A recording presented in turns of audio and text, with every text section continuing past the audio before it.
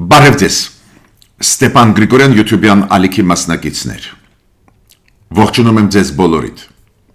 այսօր ապրիլի 3-ն է, մենք շարունակում ենք մեր աշխատանքը,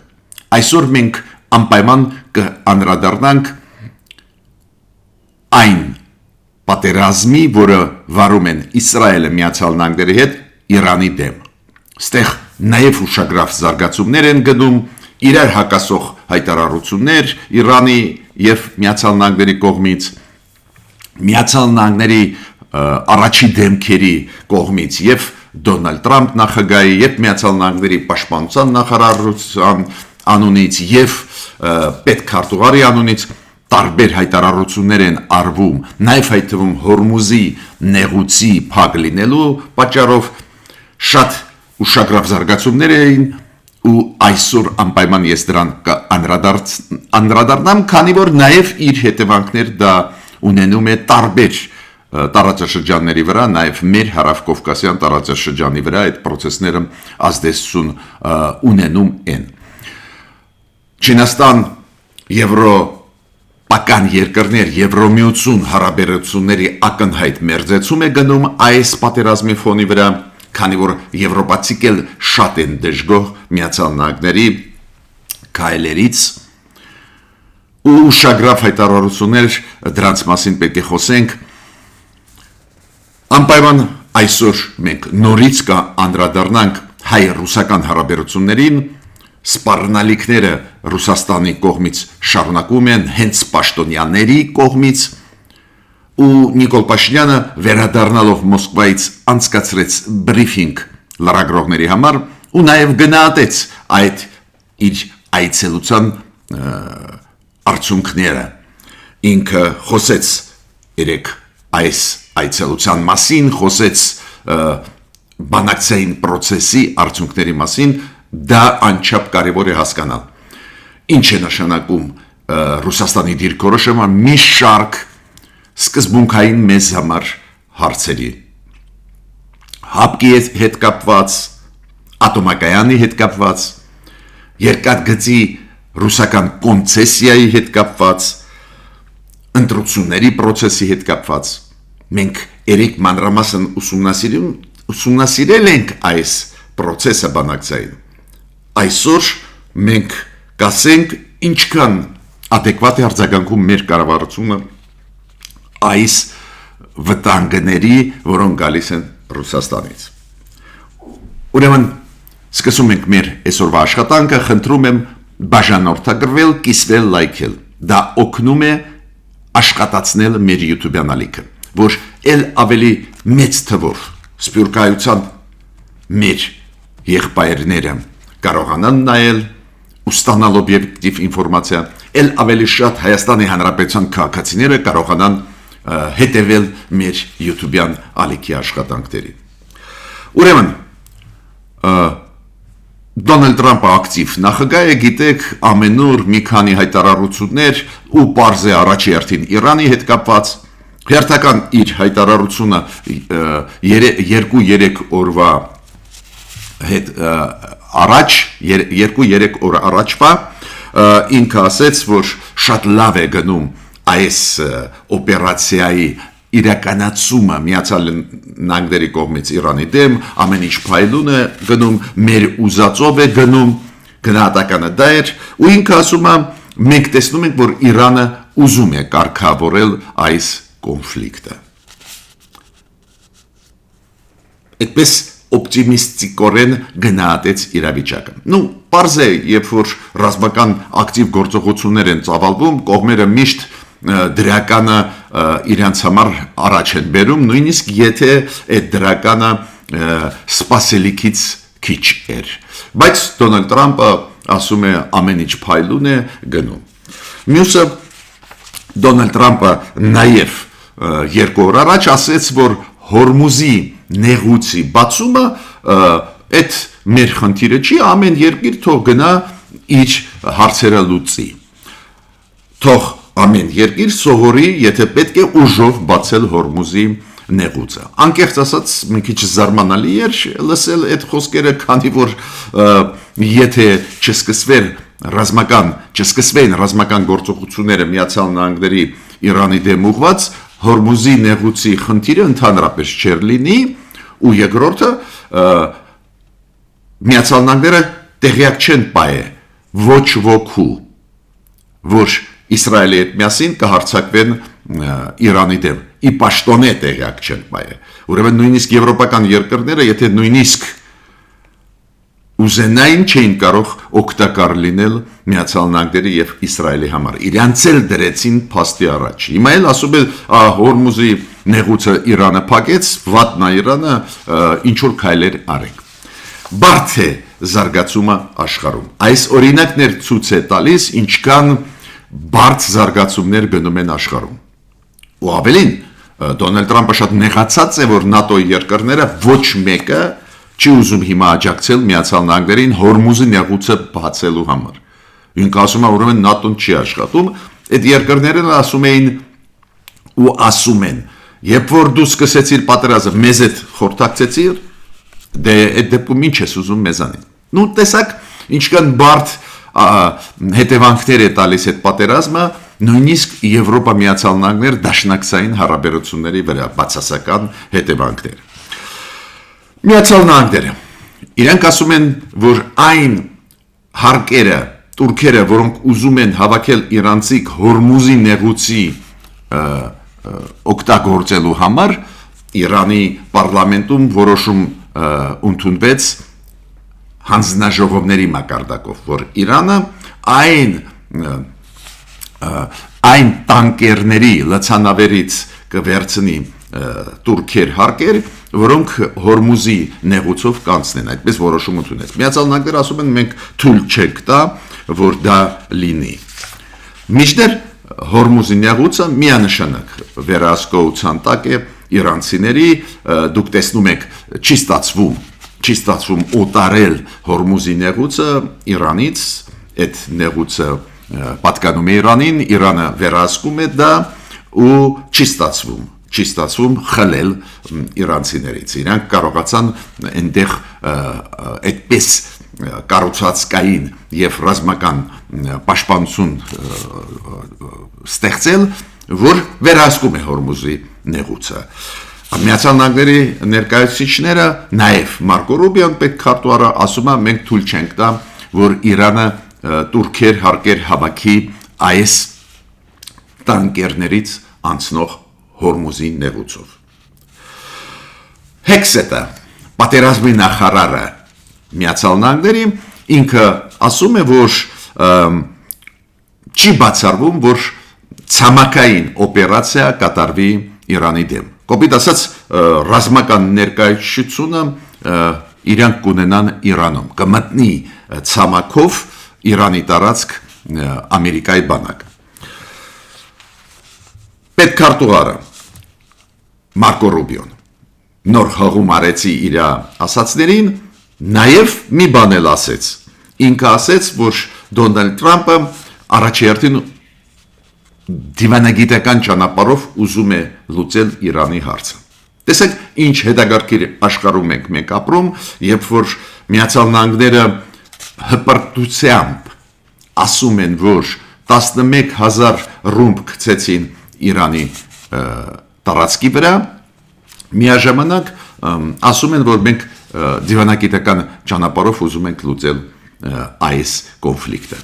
Այդ դա է, երբ որ ես ասում եմ, ալեկոծվող աշխարհ է, շատ բարդ աշխարհ է, խաղի կանոնները գրեթե միջազգային նորմերը չեն աշխատում, ու ամեն մի պետության ղեկավարությունը իր ձևով է մեկնաբանում իրավիճակը։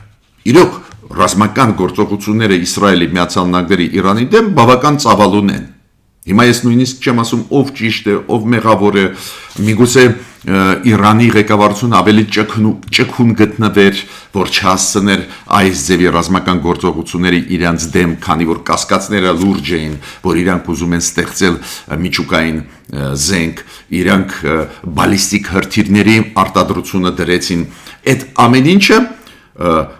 ստեղծեց լարված վիճակ Իրանի նկատմամբ, իրանք չգտնվեցին ճկուն ու հարվածի տակ ընկան, բայց ցանկացած դեպքում ասենք ասել, որ մենք գերադասում ենք դիվանագիտորեն լուծել այդ հարցը, ռմբակոծելով Իրանը մի ամսից ավել ու 11,000 ռումբ գցել Իրանի տարածքի վրա ու ասել միաժամանակ, որ մենք կողմ ենք դիվանագիտորեն լուծել, դա պարզե ցույց է տալիս ինչքան բարձ զարգացումներ են գնում աշխարհում ու խաղաղությունը կամ պատերազմը այդ հասկացությունները ինչքան ուժեղ փոխվեցին։ Միացյալ Նահանգները նաև ֆիքսեցին, որ թույլ չեն տա ոչ միայն որ Իրանը ունենա միջուկային զենք, թույլ չենք տա ու Միացյալ Նահանգները ասում են նաև Դոնալդ Տրամփ, որ քանդեցին ամբողջ այդ ինֆրաստրուկտուրան գործարանները, որոնք կարող էին արտադրել միջուկային զենք Իրանում, նաև իրենք ասում են Իրանը պետք է հրաժարվի բալիստիկ հրթիռների արտադրությունից եւ ATS-ներից, քանի որ հիմա Իրանի կողմից հակահարվածները ամենաէֆեկտիվ են հենց ATS-ների շնորհիվ։ Իրանը հիմա էլ շարունակում է հակահարվածներ տալ Իսրայելի տարածքի վրա, Միացյալ Նահանգների օբյեկտների վրա գտնվող տարածաշրջանում, նաև ռազմաբազաների, բայց գլխավոր էֆեկտիվ հարվածները հենց ATS-ների միջոցով են։ Հիմա ամերիկացիք այս պահանջների մեջ մտցրեցին նաև, որ Իրանը ATS-ներից էլ հրաժարվի։ Ես պետք է ասեմ, որ եւ Մեծ Բրիտանիան, եւ Իսպանիան, եւ Ֆրանսիան, եւ այլ եվրոպական երկրներ կտրականաբանապես դեմ են, որ տրամադրեն իրենց ռազմաբազաները եւ իրենց օդը, որ Միացյալ Նահանգների զենք զինամթերքը ինքնաթիռներով բերդատար հասնի Իսրայել ու Տրամպը շատ նեղացած է դրա պատճառով, բայց այդ երկրները միշտ ասում են մեզ հետ չեք խորհրդակցել, երբ որ սկսել եք ռազմական գործողություններ։ Հիմա խորացակ խնդիրները ավելացան ու ուզում եք մեր վրա պատասխանատվությունը գցել։ Մեծ Բրիտանիան ավելին զգուշացրեց, որ չի մասնակցի ցամաքային օպերացիայի Իրանի դեմ, եթե Միացյալ Նահանգների զորքերը մտնեն Իրան։ Շատ լուրջ հայտ ներկայացրեցին ի պաշտպանություն Իրանի հուսիները։ Դուք հիշում եք Հեզբոլան Լիբանանի սկսեց պատերազմական գործողությունները Իսրայելի դեմ, ինչ է կատարվում Լիբանանում դուք գիտեք, բայց հուսիները Եմենի, իրանք գրեթե կեսը վերահսկում են Եմենի, դուք գիտեք հուսիները նաև պրոիրանական այդ խմբեր են, իրանք հայտարարեցին, որ մտել են պատերազմական գործողությունների մեջ Իսրայելի դեմ, ինչ որ հրթիռներ ուղարկեցին դեպի Իսրայելի տարածք, բայց միաժամանակ իրանք զգուշացնում են, որ կարմիր ծովներ կփակեն։ Հիմա ձեզ տամ ինֆորմացիա։ Հորմուզի նեղուցով դուրս է գալիս 20% նավթի դեպի աշխարհ, Պարսից ծոցից։ Կարմիր ծովով անցնում է 12% նավթի աշխարհի։ Ուրեմն դա էլ կարմիր ծովի փակումը ու հուսիները կարող են դա անել ֆիզիկապես, դա նաև կբերի էլ ավելի մեծ ճգնաժամի նավթի հետ կապված։ Նաև կարմիր ծովով անցնում է 15% բեռների աշխարհի համաշխարհային այդ արևտրի բալանսում։ Չինաստանը բավական ինտենսիվ հիմա աշխատում է Եվրոմիության հետ, Եվրոմիության պաշտոնյաների հետ, Չինաստանը ակտիվ է աշխատում Գերմանիայի, Մեծ Բրիտանիայի, Ֆրանսիայի հետ, հենց Հորմուզի նեղուցի բացման հետ կապված։ Տեսակ հետևանքներից մեկը այս պատերազմի Միացյալ Նահանգների Իսրայելի Իրանի դեմ նաև որ բավական մոտիկանում են, մերձենում են Իրանի հարցով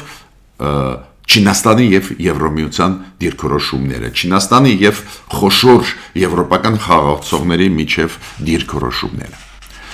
Էտա, երբ որ մենք ասում ենք, որ այս ձևի կոնֆլիկտներ միշտ բերում են լուրջ գլոբալ փոփոխությունների մեծ խաղացողների միջև, Եվրոպան միանշանակ դժգոհ է այդ պատերազմից, Եվրոպան միշտ ուզում է լուծել հարցերը խաղաղ ճանապարհով, Եվրոպան դժգոհ է, որ իրենց կարծիքը չեն լսել, չեն ուզեցել լսել, Միացյալ Նահանգները շարժվում էին մենակ Նետանյախուի դիրքորոշմամբ ու հիմա բավական լարված վիճակ է ստեղծվել Դոնալդ Տրամպը նեղանում է իր դաշնակիցներից, որ ՆԱՏՕ-ն էֆեկտիվ չի աջակցում, միջդեռ ոչ մի բան չարեց, որ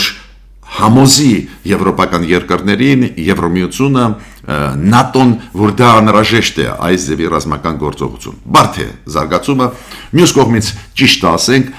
Իրանի ռեժիմը, Իրանի այատոլաների ռեժիմը իրոք բարդ բանակցող ռեժիմ է, մահ Ամերիկային, մահ Իսրայելին գլխավոր կարգախոսներն են, չեն փոխում, նույնիսկ այս ռմբակոծություններից հետո այս ծանր վիճակից քիչ մարդ է գտնվում կառավարությունում Իրանի, ովքեր համաձայն են բանակցել, բավական բարդ վիճակ է։ Բայց ես տեղյակ եմ ձեզ պահում այն հետևանքների, որը դա տալիս է, հետևանքներ մեզ համար նա են, որ առևտուրը Իրանի հետ պակասել է, պարզ է, ոնց պետք է լիներ։ Բացի դրանից այդ ճանապարհը Իրանի հետ կարևորագույն ճանապարհ է մեզ համար, աշխարհի հետ կապնվելու այն բեռները, որոնք Բանդարաբաս նավահանգիստի միջոցով հետո ցամաքով Իրանի գալիս են Հայաստան, այդ բեռների ճակատագրերը առանձին դեպքերում պարզ չեն, այդ ցեպոչկան, այդ կապը առևտրային հիմա մասամբ խափանվեց, քանի որ հասկանալի է ամբողջ տարածքը ռմբակոծում են Իրանի, Միացյալ Նահանգները, Իսրայելը, պարզ է մեզ համար հետևանքներ կան, պրոբլեմաներ կան, ուրեմն այս պատերազմը շատ ու շատ խնդիրներ առաջացնում է։ Հիմա մի քանի ինֆորմացիա տամ ու կանցնեմ գլխավոր հարցի, Նիկոլ Փաշինյանի գնահատականի հարցին, այն Մոսկվա իր կատարած երեկվա այցելության մասին։ Միջև այդ ես ուզում եմ ասել, որ Ադրբեջանի հետ շարունակում է համագործակցությունը, Ադրբեջանը տվեց իր երկաթգիծը, իր ճանապարհները Հայաստանի բեռների համար, եկող առաջի հերթին Ռուսաստանից ու հերթական 5 վագոն ծորեն պետք է մոտորերը մտնեն Հայաստանը Ադրբեջանի տարածքով։ Ադրբեջանի կներեք, Թուրքիայի փոխնախագահ Էրդողանի տեղակալը Թուրքիայի փոխնախագահ հանդես եկավ հայտարարությամբ, որ Զանգեզուրի միջանցքը թուրքալեզու աշխարհը կմիավորի, Կենտրոնական Ասիա, Ադրբեջան, Նախիջևան, Թուրքիա, այդպես ճոխ խոսած դրական կողմերի, բայց միաժամանակ ասեց Հայաստանն էլ դրանից օգուտ կստանա, մենք տեսնում ենք Հայաստանի հետ գնում է աշխատանք Ադրբեջանի, ուրեմն դա նաև կբացի կոմունիկացիաները Թուրքիայի հետ։ Դա Թուրքիան մեսիջները ուղարկում է, դեռ սահմանը չի բացում։ Հիմա Նիկոլ Փաշինյանը երեք բրիֆինգի ժամանակ խոսեց ու առաջինը գլխավորը ինքը ինչ ասեց, որ դրական է գնահատում Ռուսաստանում այդ կատարված իր այցելության մասին, Ռուսաստան կատարած այցելության մասին ու դրական է գնահատում այն բանակցությունները, որոնք եղան։ Ինքը ասեց աշխատանքային մթնոլորտ էր, բոլոր հարցերը քննարկեցինք ու դրական։ Հասկանալի է, Նիկոլ Փաշինյանը չի ուզում սրել հարաբերությունները Ռուսաստանի հետ, բայց ու հենց դա է, որ ֆորմալ ինքը գնահատական տալիս է, բայց դրական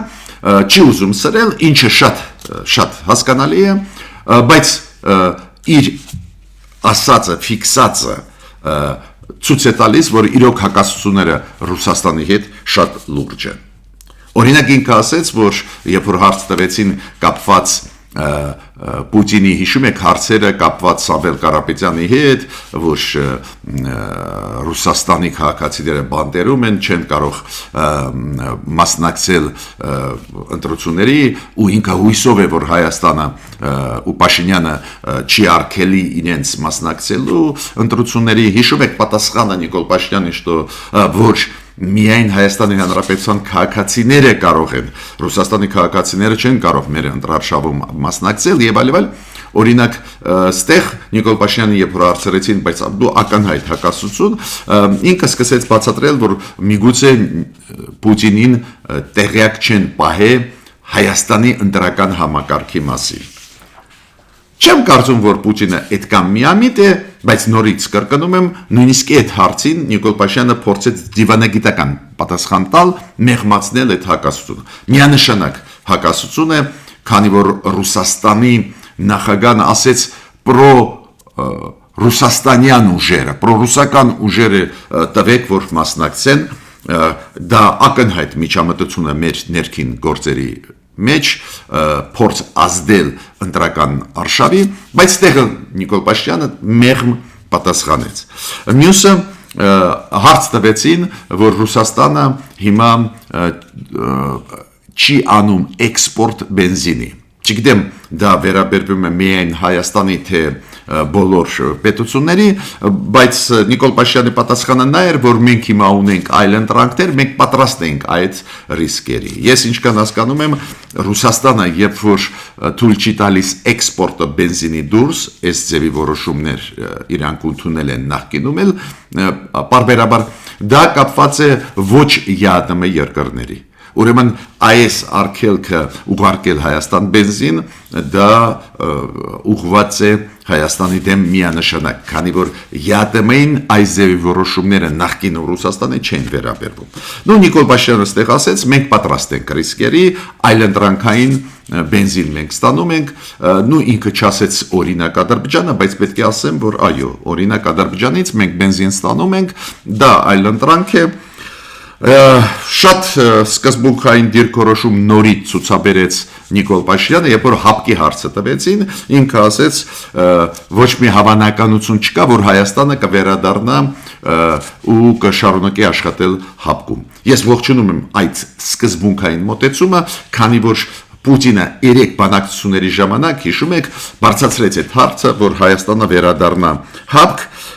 ինքը Նիկոլ Փաշինյանը ասեց, այո, մենք չպետք է անընդհատ ապրենք 2021-2022 տարիներով մեր հարաբերություններում Ռուսաստանի հետ եւ հապկի հետ, դուք հիշում եք այն ժամանակ ոչ Ռուսաստանը, ոչ հապկը չեն կատարել իրենց պարտավորությունները, չեն պաշտպանել Հայաստանի սուվերեն տարածքը, բայց ասեց հապկի հետ կապված ոչ մի փոփոխություն չի լինի, սառեցված են ու սառեցված կմնան հարաբերությունները։ Մյուս շատ կարևոր երեկվա Նիկոլ Փաշինյանի ասածը կապված էր Ռուսաստանի երկաթգծերի հետ։ Ինքը ասեց, մենք կարող ենք միակողմանի դադարեցնել ռուսական երկաթգծերի կոնցեսիան Հայաստանի երկաթգծերի վրա, այդ կոնցեսիան մենք կարող ենք դադարեցնել մեր օրենքների համաձայն, պայմանագրի համաձայն, իրոք Հայաստանը կարող է ասել, որ Ռուսաստանը չի կատարում իր պարտավորությունները ու կասացնել, բայց ինքը ասում է, ես չեմ ուզում կոնֆրոնտացիոն ճանապարհով գնալ։ Ես ուզում եմ դա փոխադարձ լինի ու նորից կրկնեց, որ այն, որ կոնցեսիայի մեջ են մեր երկաթգծերը Ռուսաստանի հետ, դա բերում է Հայաստանի մրցակից լինելը, մրցակցության մակարդակի իջեցում մեր տարածաշրջանում։ Կոպիտ ասած, Եվրամիությունը, Միացյալ Նահանգները կյանքում չեն օգտագործի այն կոմունիկացիաները, որոնք Ռուսաստանի տակ են գտնվում Հայաստանի ներսում։ Ինքը նորից դա կրկնեց։ Ինչ եմ ուզում ասել, այս հարցն էլ ցույց է տալիս, որ հակասությունները Հայաստանի եւ Ռուսաստանի միջև շատ մեծ են։ Ուրեմն հակասություն հապկի հետ կապված չլուծվեց երեկվա բանակցային process-ի մեջ։ Հակասություն կապված ռուսական կոնցեսիայի մեր երկաթգծերի վրա չլուծվեց։ Հիշում եք Ալեքսեյ Վերչուկը երեք գիշերը ու այս երեք նաև ցերեկով նորից Ռուսաստանը հայտարարեց, Ռուսաստանի նաև այդվում տրանսպորտի նախարարը, որ Ռուսաստանը չի վերանայի իր կոնցեսիան, ինքը ուզում է շարունակել այդ կոնցեսիան պայել մեր երկաթգծերի վրա։ Ուրեմն ստեղել լրջագույն հակասություն կա, լուրջ հակասություն մնացին մեր եվրոինտեգրացիան տենդենսները, Ռուսաստանը ասում է Եվրոմիությունը թշնամի կազմակերպություն է Ռուսաստանի համար, դուք իրանց հետ աշխատում եք, դա վատ է, եւ Ռուսաստանը շատ է բողոքում բիզնեսի ոլորտում։ Իրանք ասում են դուք ճնշում եք մեր բիզնեսը, ուրեմն մենք էլ կճնշենք ձեր բիզնեսը Ռուսաստանում։ Միտքս ինչու է կայանում։ Նիկոլ Փաշինյանի բրիֆինգում պատասխաններ տվեց, այդ պատասխանների մեջ ինքը փորձեց դիվանագիտորեն ձևակերպել, նույնիսկ ինչ որ դրական ասել այդ բանակցությունների հետ կապված Պուտին-Փաշինյան արդյունքների, բայց ակնհայտ են հակասությունները Հայաստան-Ռուսաստան չեն համընկնում շահերը ոչ մի հարցում, ոչ կոնցեսիայի հարցում երկաթգծերի վրա, ոչ էլ հապկի հարցում, ոչ էլ Եվրոմիություն Հայաստան հարաբերությունների, շատ են ռուսաստանցի պաշտոնյաները այս երկու օրը քննադատում Տրամպի այդ ուղու ծրագիրը Հայաստանի հետ, ուրեմն մեր շահերը չեն համընկնում, պետք է բոլորս հասկանանք, ինչքան էլ դիվանագիտորեն Նիկոլ Փաշինյանը չբացատրի արդյունքները Մոսկվայում բանակցությունների, ես պնդում եմ հակասությունները մեծ են ու Ռուսաստանը հիբրիդային պատերազմը կուժեղացնի մեր դեմ։ Ես ավարտեցի իմ ելույթը, մինչ նոր հանդիպումներ։